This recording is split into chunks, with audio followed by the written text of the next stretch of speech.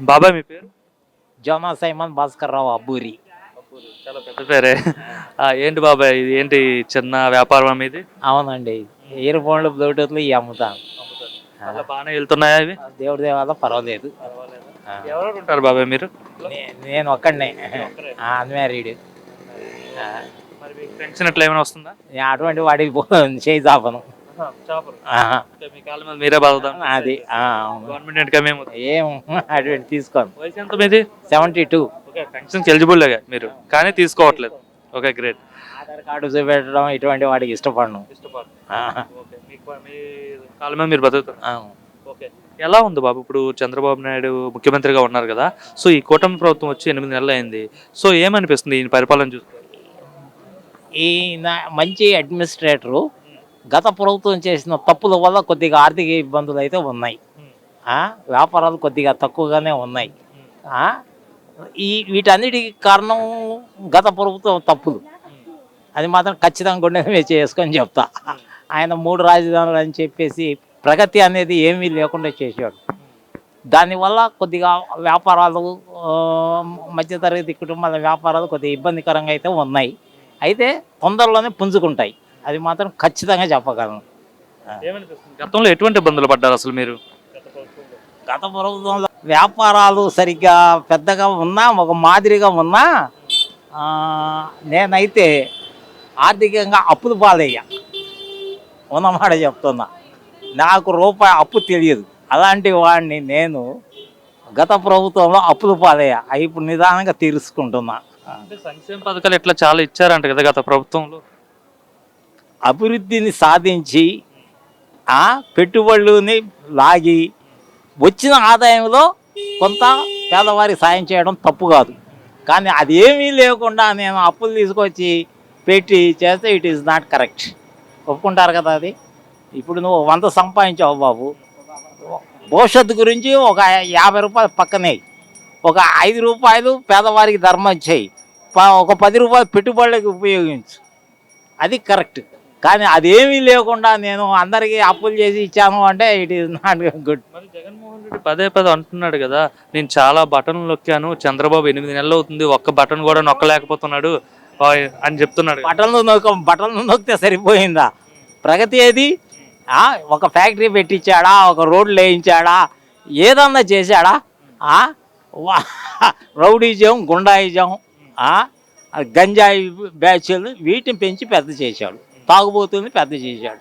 అంతే తప్ప నేను ఈ ప్రగతిని చేశాను అని ఒకటి చెప్పమానండి.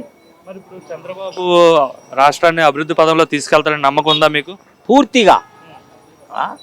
పూర్తిగా నమ్ముతాను. ఆ బాబు ఆయన చేతికి రావడం చాలా మంచిది.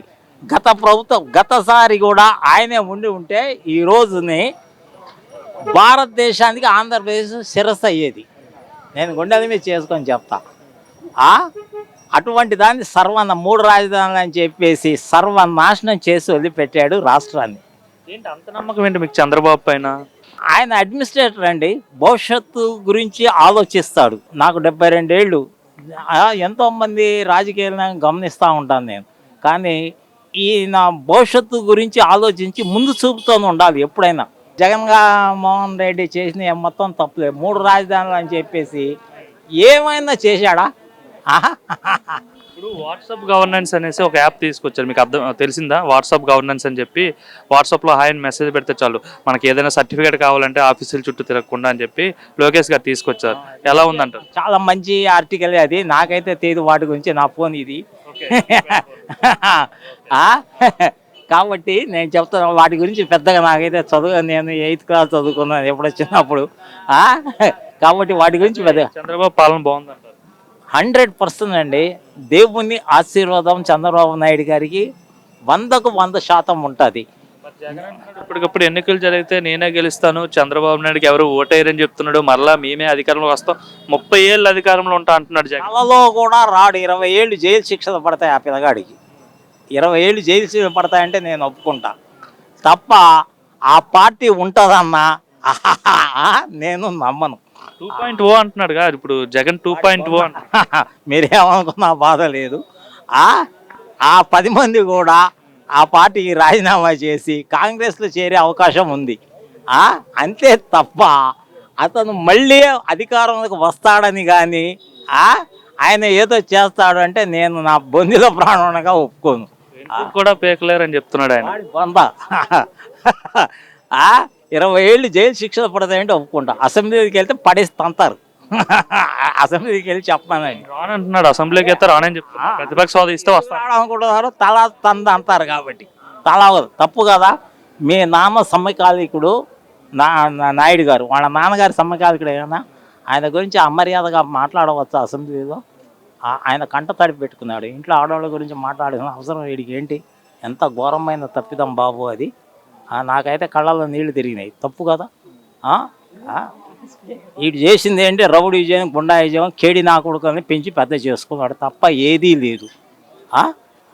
ఎంత తప్పు అది. లోకేష్ గారి పనితీరు ఎలా ఉందండి? ఆ బాబు తండ్రికి తగ్గ కొడుకని రాజకీయాలకు పనికిరాడు అని, తెలుగు మాట్లాడడం రాదు ఇట్లా అనేవారు కదా గతంలో.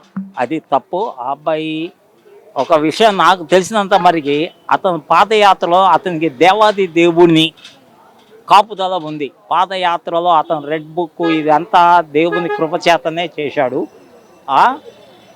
నాయుడు గారికి దేవుని ఆశీర్వాదం బాగా ఉంటుందని మాత్రం నేను ఖచ్చితంగా చెప్పగలను. దేవాది దేవుని ఆశీర్వాదం నాయుడు గారికి 100% ఉంటుంది.